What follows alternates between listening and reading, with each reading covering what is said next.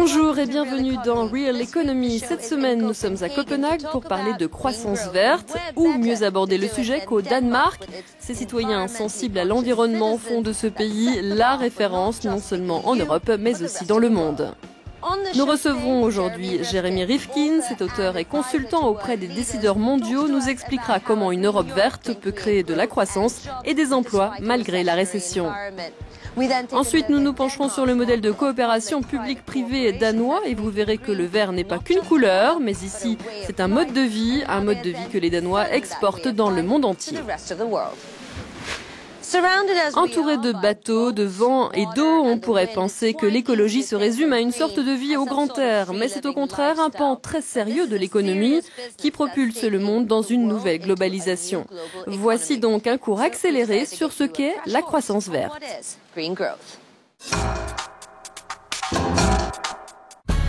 D'ici à 2050, nous serons 9 milliards sur Terre et nous aurons besoin de 80% d'énergie supplémentaire, ce qui fera croître nos émissions de carbone de 30%. Cela pourrait potentiellement augmenter la température de la Terre et avoir un impact sur notre existence.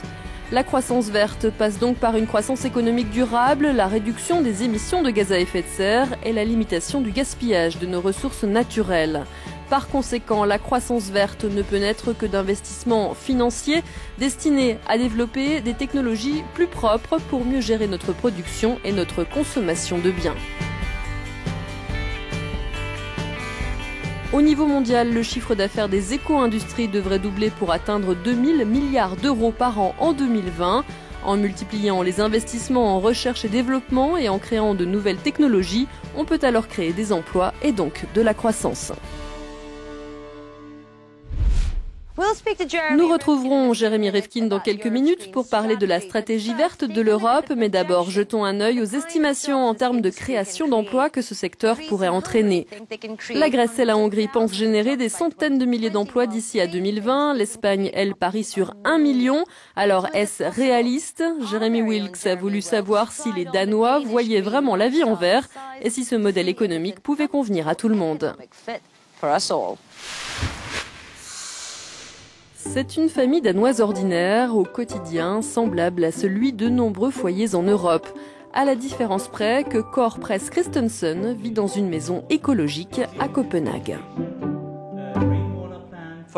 Nous avons des panneaux solaires qui produisent plus d'électricité que ce que nous consommons. Nous avons une très bonne isolation des murs, du sol, du toit, donc notre facture de chauffage est extrêmement basse. Et enfin, nous avons un système de collecte des eaux de pluie pour les toilettes et la machine à laver. Et nombreux sont les Danois qui partagent les ambitions vertes de Kåre. Copenhague s'est fixé pour objectif d'avoir un bilan carbone neutre d'ici à 2025. Ici, 3% seulement des déchets finissent à la décharge et plus d'un tiers des déplacements vers le domicile ou l'école se font à vélo. Quelque chose a bien tourné au Danemark. Le pays est maintenant la référence mondiale pour tout ce qui touche au développement durable. Les Danois ont construit leurs premières éoliennes il y a plus de 30 ans. Aujourd'hui, 30% de l'énergie du pays est fournie par ces jolies turbines dans le ciel. Quelles décisions ont donc été prises au Parlement derrière moi pour en arriver là ? Tout a commencé avec la crise pétrolière de 1973. À l'époque, le Danemark était complètement dépendant du pétrole et c'est devenu très cher.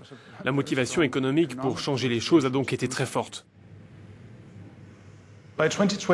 D'ici à 2020, nous voulons réduire de 40% nos émissions de carbone par rapport au seuil fixé en 1990. En 2035, nous voulons que l'ensemble de nos sources d'électricité et de chauffage proviennent des énergies renouvelables. Et en 2050, nous voulons avoir un bilan carbone neutre.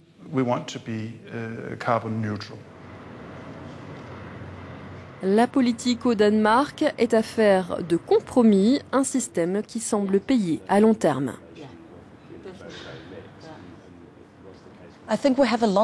Nous avons une longue tradition scandinave de régulation et nous avons constaté que depuis le lancement de l'aventure éolienne dans les années 90, de nombreuses entreprises et des pans entiers de notre croissance économique sont liés à la transition écologique.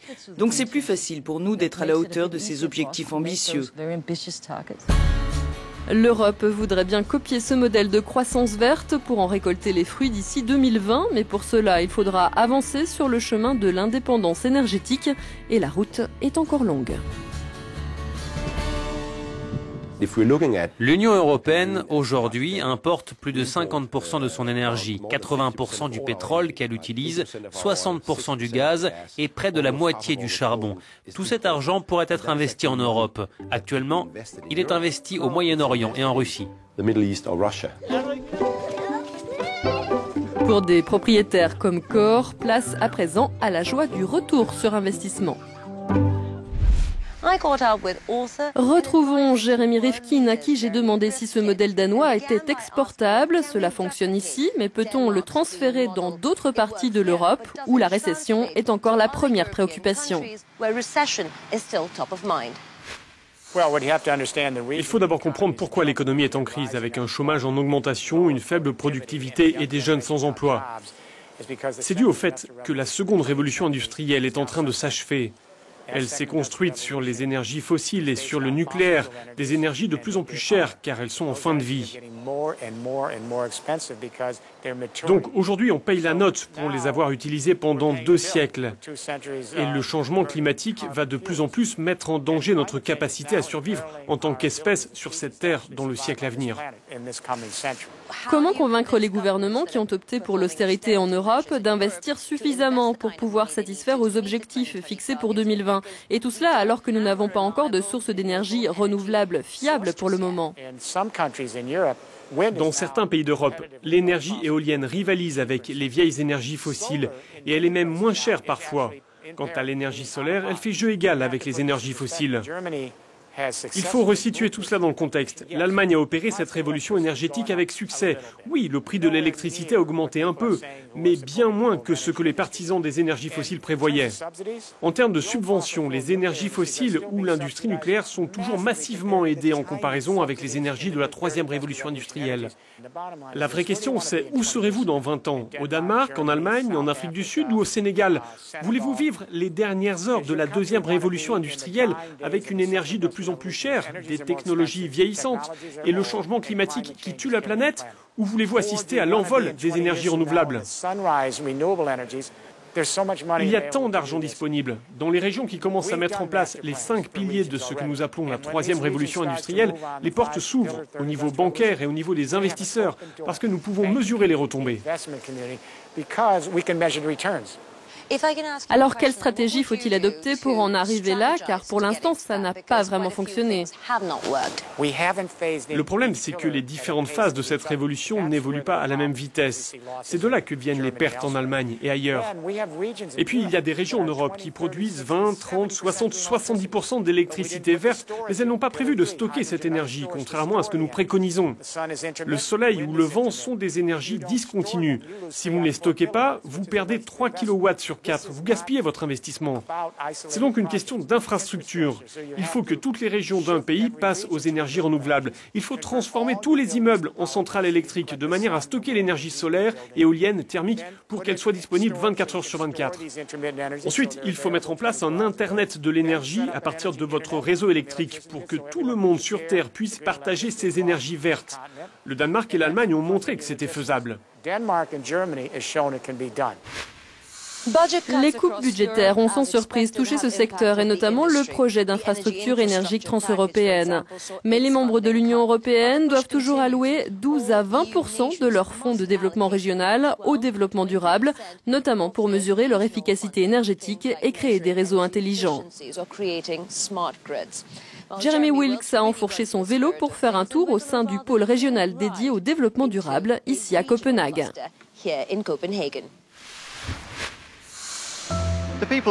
Les Danois adorent partager. Ils partagent leurs pistes cyclables, leur système de chauffage communal, leur parc éolien et ils aiment aussi partager leur technologie verte et ils le font via des organisations telles que le groupement Cleantech de Copenhague. Ces 4 dernières années, ce groupement a permis de vendre les solutions Cleantech à 10 autres villes du monde. Mais revenons d'abord à l'origine de sa création. La Commission européenne a commencé par fournir un investissement de base de 10 millions d'euros. Et ensuite, ces fonds ont été complétés par des financements venant d'acteurs locaux ici à Copenhague. Nous avons créé 700 emplois dans le secteur Cleantech depuis 2009 Et nous avons permis aussi à des startups qui développaient des prototypes de se lancer sur le marché.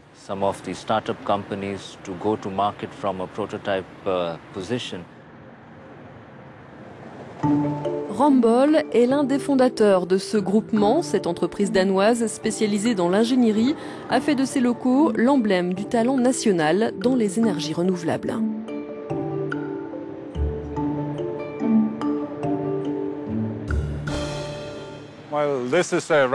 Voilà donc le siège de Ramboll. Le bâtiment n'a que 3 ans et il répond aux critères les plus exigeants en matière de construction durable. Il utilise l'énergie communale à partir des centrales électriques du quartier. Nous avons un système de pompe à chaleur et d'air conditionné par le sous-sol, un système d'éclairage durable et nous recyclons les eaux de pluie.